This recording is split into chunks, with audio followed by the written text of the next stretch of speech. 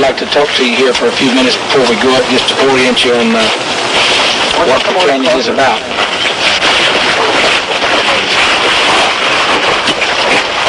Wants to use it. Here was the second week of January, 1963. It was either on Monday or Tuesday, because on Wednesday he started the convention in Phoenix. He dropped Joseph off to school that morning, and he and Sister Branham came up here in his station wagon, and he parked his car right over there.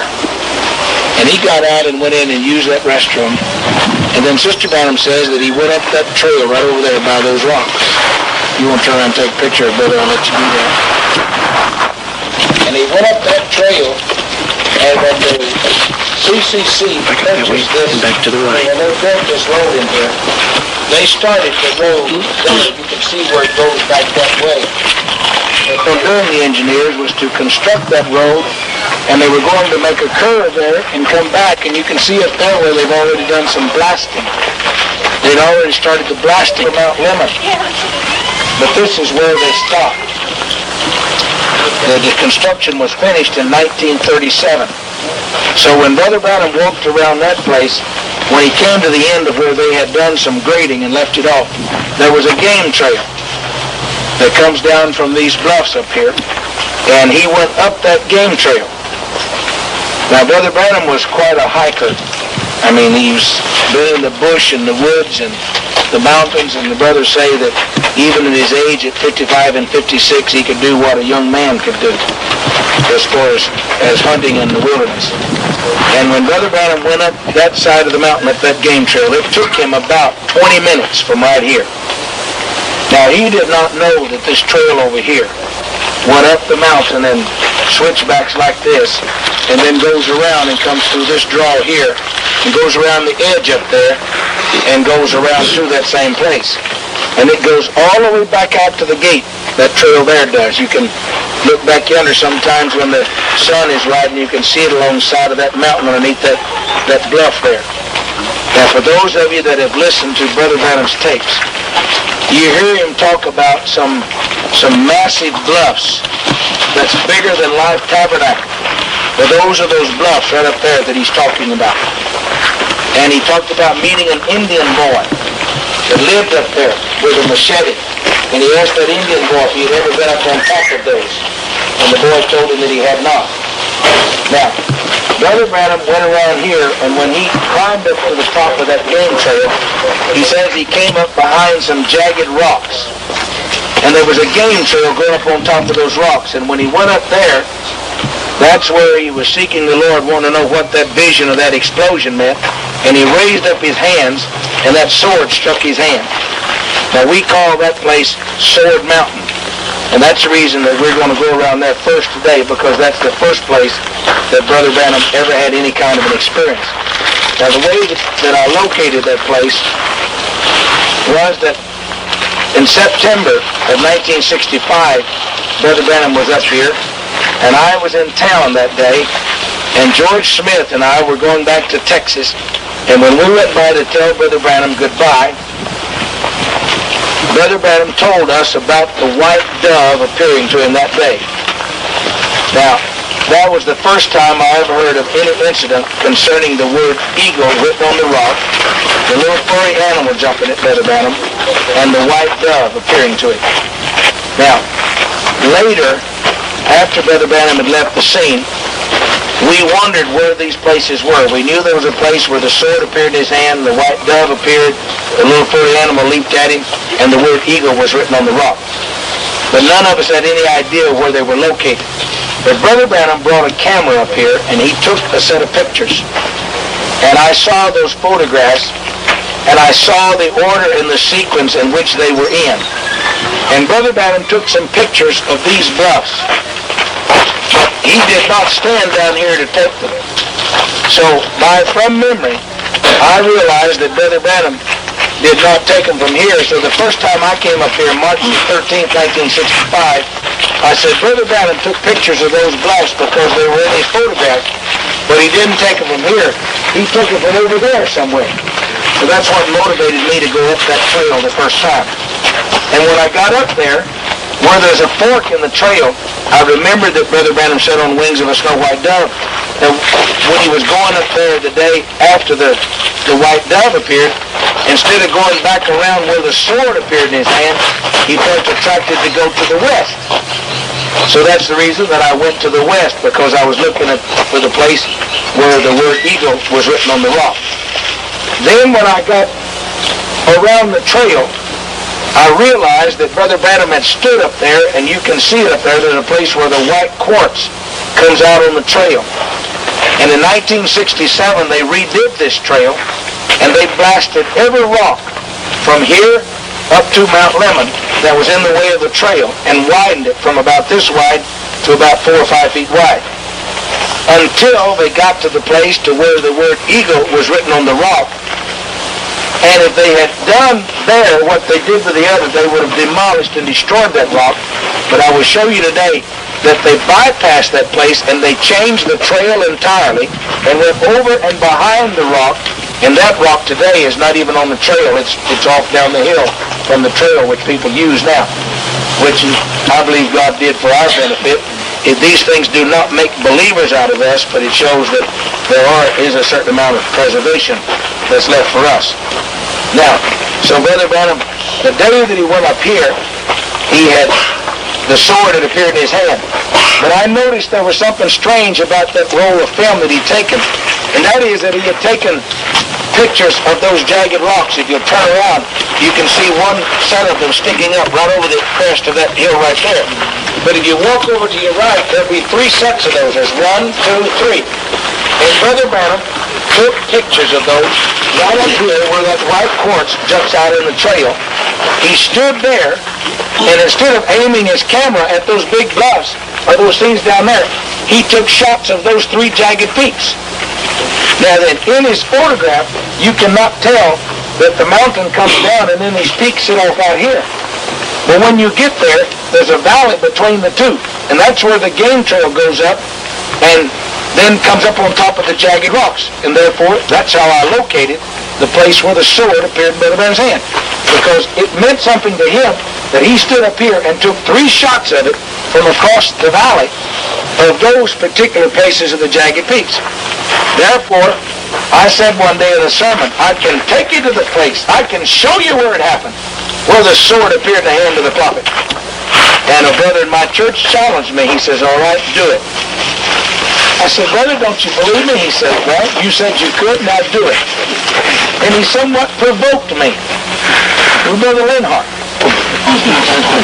And that night at 11 o'clock he called and said, are you going to take me in the morning? And I said, well, yes, I guess so. Just meet me at 5 o'clock. So they met me at 5 o'clock at the gate, and it was he and another brother, and I just decided, well, I'll just teach them a lesson. I'm younger than they are, so I'll just run up the side of that mountain and lead them out. And they brought their coats. And I went without a coat or a sweater, either one. It was early in the morning, and it's always cool up here that time of day. And so I just went right up this trail, right around it as hard as I could go, and got over there. And by the time I got there, it was just a little bit after 9 o'clock, and he was still cold. And I looked around, and Brother Linhart had taken out a book, I think, What is the Attraction on the Mountain? And he began to read something like, and the sword appeared in my hand and was glistening in the sun. And then I realized there wasn't any sun where I was standing. And so I apologized. I said, brother, I told you I could show you the place, but this can't be the place because there's no sun here. I said, look over there at that mountain. I said, at 11 o'clock in the morning, the shade is still high outside there because these big bluffs over here blocks the sunlight. And there's no way you can get sun over here. And I said, brothers, I'm sorry. So I was about remorseful and unhappy that I had not found the place, and I'd made that statement. I said, I'll have to apologize to the people. So we knelt down to pray, and I really wanted to pray and get out of there, and I was cold.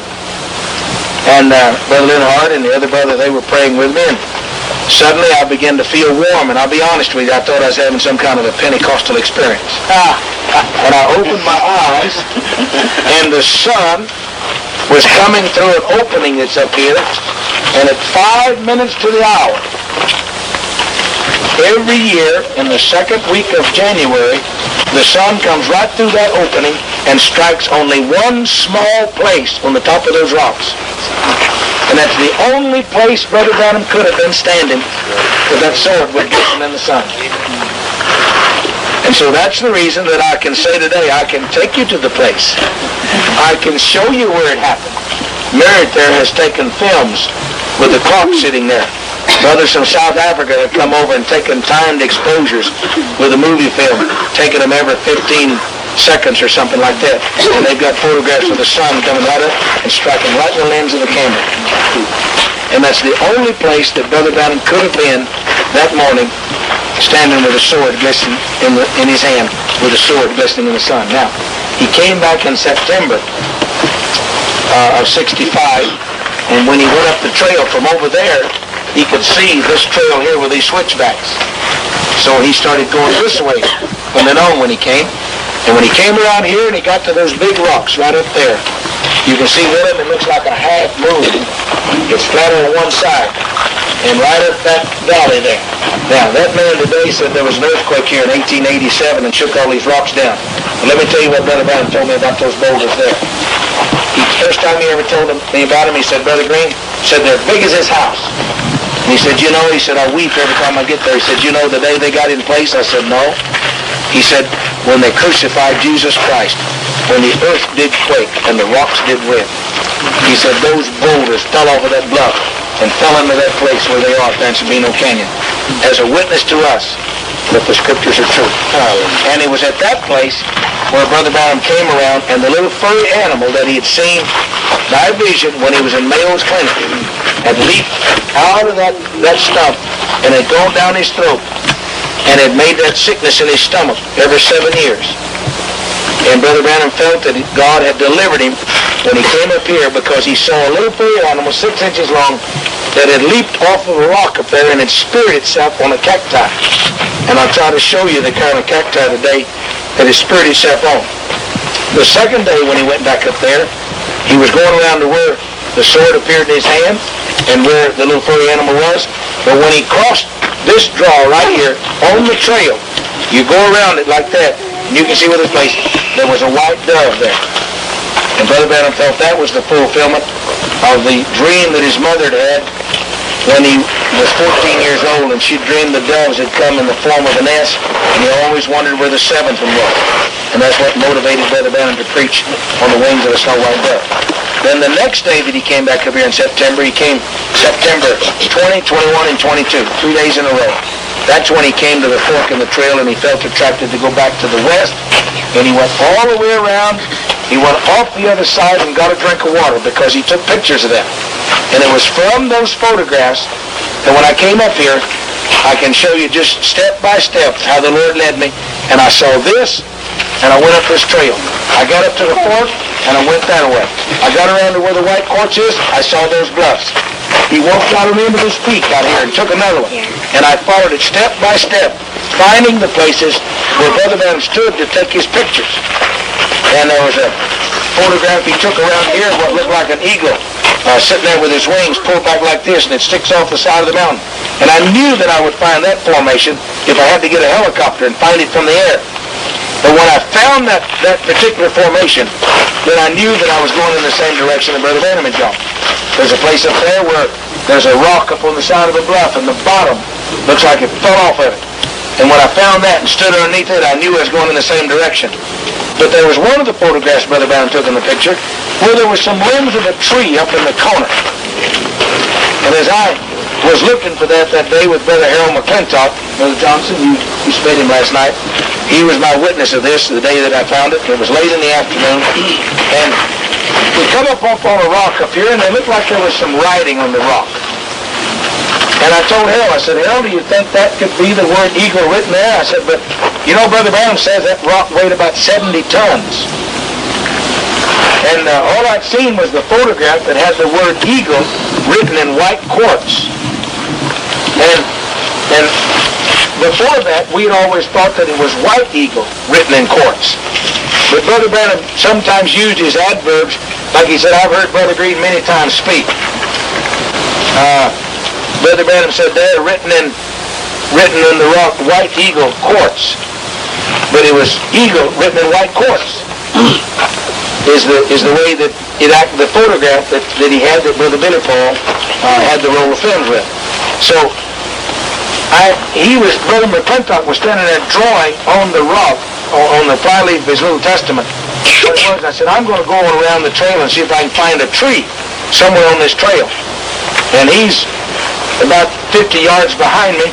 When I come upon a place that I look and I see where if you take a picture like this, there would be the limbs of a tree in the edge of the picture of that eagle with its standing there with its wings pulled back.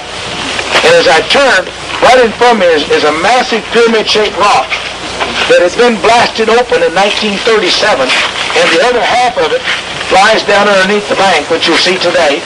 In the meantime, we've measured it, and that portion of the rock at one time stood against the other one, and where they blasted it away, that's the narrow ledge that you walk on. And right in the middle of that, when I turned to call him to say, Brother McClintock, I think here is the place where Brother Branham took that picture. And when I looked there, right in front of my eyes, was the word eagle in white quartz. I don't mind telling you how it made me feel. I just dropped to my knees. I couldn't say anymore. And when my voice disappeared, Brother McClintock came down the trail to see what had happened to me. He thought maybe I was falling off the edge or something. And here I was there, and right in front of me was the word eagle written in white quartz. Now, Brother Branham had gone all the way over to the other side, had got a drink of water, and come back there about 11 o'clock in the morning. And because of the shape of this rock, it was shady there. And he had his little rifle, and he had his shirt off, and he leaned up against that rock to take the coolness from that rock. And that's when the Spirit spoke to him and said, what are you leaning against? And when he pushed back, written right there across where his chest was the word eagle, written in white quartz. And so that's how we found Eagle Rock. Then the next service, we told the people of the church about it. First time we came up here, we brought over 400 people. The next time that I came back, it looked like somebody had got across the valley over there and had shot that rock with a high-fired rifle. People had come up here and had taken hammers and chisels and had chipped pieces off of it. And I want you to know that I have never seen a piece of that rock in anybody's possession or house. They won't show it to me because they have literally defaced that rock. And I learned a lesson from it. That when you start thinking you want to share things with people, there's some people who will abuse anything that you do. Then it was not until about a year later that we began to investigate, and we found out that we could see where the white dove appeared, and found where the little furry animal went on around the trail, and found where the sword appeared, and everything fit together.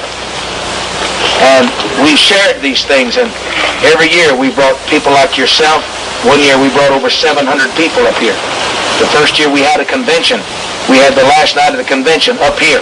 At that time, they didn't lock the gate, but we parked our cars down there, and we had vans that brought all the drivers and everything up. We went up here, and we had a service up here where the little dove appeared. No public address system or anything. There's over 700 of us. We stayed there till almost midnight. It was a beautiful service that night. If Brother Branham was alive, he'd enjoy having a prayer line there. It's a beautiful place to be. And but we're not allowed to do that anymore. We have to come in here now the way we came today. So I want to hike you up the trail where the dove appeared. Then we'll go around where the sword appeared. Then we'll come back, and then those of you that feel that you can make it, it's another 20-minute walk around where the rock is, that the word eagle is written on. Now from here to where the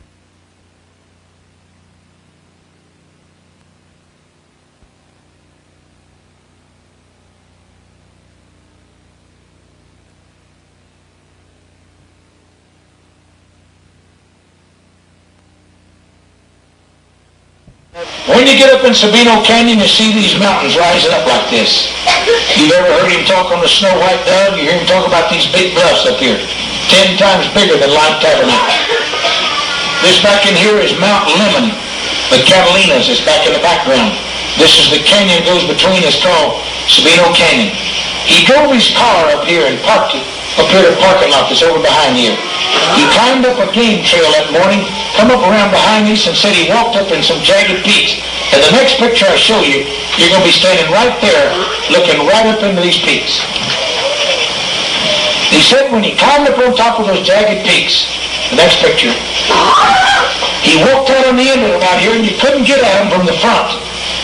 But he was standing there, and he was wondering if that vision he'd seen with those 7 angels and that explosion had meant his death. He said he raised up his hand there, and a sword struck his hand. And it was glistening in the sun. Several times he personally described it to me. About this long, double-edged, gold handle, pearl over this, silver blade. He was afraid of it. He said, oh, that voice spoke and said, this is the king's sword, the sword of the king. He said, oh, the sword of a king like you knight people. He said, no, not a king, the king. So after we lived there a while, because of photographs that he took from over on the other side, showing this particular set of rocks right in the center of his camera, is the reason I decided this was the place that he was standing when the sword appeared in his hand. One Sunday I was preaching to my congregation. I said, I can show you the place. I can take you to it. And after service, a couple of people challenged me and said, do it. I said, you guys, you doubt me. That's right, you said you could do it. So they got me sort of perturbed. So the next morning at about 6 o'clock, they got me out of bed and they made me hike up in Sabino. And they were older than I was, and they wore coats, and I said, I'll just run their legs off today. I was in my 30s then. And I went dashing up that game trail, coming out and run up in there, and I sat down up there, and I noticed that the sun was still, this was all the shadow. And over there, only sun was over on that side of the canyon. And one of the brothers took out a book, Why Christ Speak, and What is the Attraction on the Mountain. He started reading out there. This brother had said something about, there I stood with that sword in my hand, glistening in the sun. And I stood up and I said, brother, I'm sorry. I apologize to you, brothers. I thought this was the place.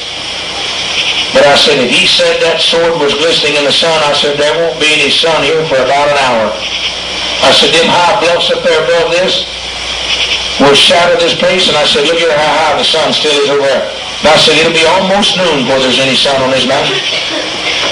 And I said, brothers, I've got to repent to you, brothers, and repent to my church. I said, I thought this was a place because he described the jagged rocks and the game trail and the tree, and I saw the photographs he took, and these rocks from the other side of the canyon was right in the middle of his picture. And I figured he's standing there aiming his camera at it, but I said, this can't be the place. And I really felt bad, and I said, well, let's just have a word of prayer. And we started praying, and I was there, and all of a sudden I began to feel warm. It was cold, and they had on coats, but I didn't. And I'll be honest with you, Brother Henry, I thought I was having some kind of a Pentecostal sensation. And I opened my eyes, and Johnny, the next picture, I looked, and the sun was coming right through there, striking right where I was sitting.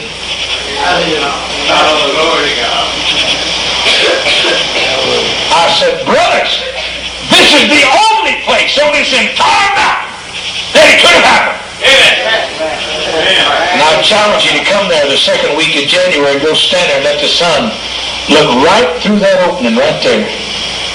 And it will strike nowhere else on that side of the mountain until almost 11 o'clock. That had to be the place. Not anybody argues with me about it when we show it now. But I had to be provoked before I'd even go and get the proof. I tell you, I just appreciate the way God has directed us in these things. If you come sometime and let me take you to Sabino Canyon in December when we always go during the convention, I'll show you step by step. The Lord showed us that rock and this place and that place, and we felt led to stand here, and we saw that, and we stood right there where the word eagle was written on the rock, and the sword appeared in his hand. Next one, John. When you look off down the front of that place where the sword appeared, he said, way up high where the eagles fly. And see, there goes the road, and there's no way you can get up from the front. You've got to go around behind it and come up the game trail. But if you stand here and you look across the mountain the way he did that first day, next one, John, you'll see this switchback trail going up the mountain like this. And you hear him on Snow White Dove. He said that day when he went up there, instead of coming around where the sword appeared and where the dove appeared, he felt attracted back to the west. And he went around that way. And so when I got up the switchback the first time and got over here to the fork in the trail, instead of going that way, I went back to the west. And I went around looking for photographs, for formations, which he had photographed himself. The next one, Johnny. And there was a picture of this right here. And I had told everybody, I'll find that in those mountains if I have to fly over with a helicopter. But I didn't. The first time I went there, March the 13th, 1966, I rounded a curve, and there was that, what looked like an eagle. And if you look at it, this is wings are pulled back, and that's his head and his beak. It looks like he's sitting like this, looking right down on the trail. The next one I'll show it to you a little later. He had taken a picture of that. Right underneath it were the limbs of a tree in the corner. So all I had to do was walk the trail until I found a place where there were limbs in the corner of the picture, looking up at that. And when I did, I was walking down the trail, Johnny, and I came upon this rock. And I was standing here, and I was looking up at that eagle, and right there was the word eagle written on the rock. I was speechless. He said, there, written in quartz, white eagle. I was looking for the word white eagle. But he often used his adjectives that way. He said, I've heard Brother Green many times speak. But there, written in white quartz, was the word eagle. And we had a photograph of it. Walk me right up to it now, Johnny. I took his son, Brother Billy Paul. Can you see the word right here? Give me the next one, Johnny. There's your word eagle.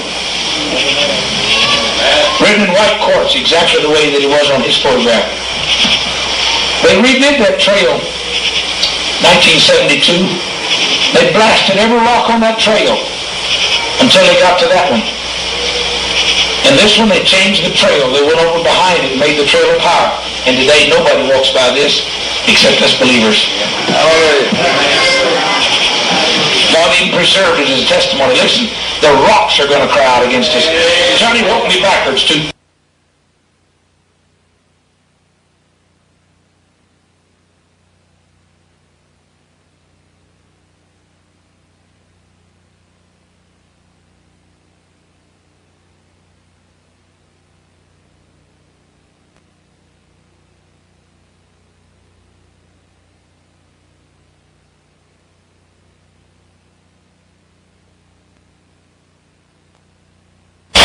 And there was the picture of this right here. And I had told everybody, I'll find that in those mountains if I have to fly over with a helicopter. But I didn't. The first time I went there, March the 13th, 1966, I rounded a curve, and there was that, what looked like an eagle. And if you look at it, this is wings are pulled back, and that's his head and his beak. It looks like he's sitting like this, looking right down on the trail. The next one I'll show it to you a little.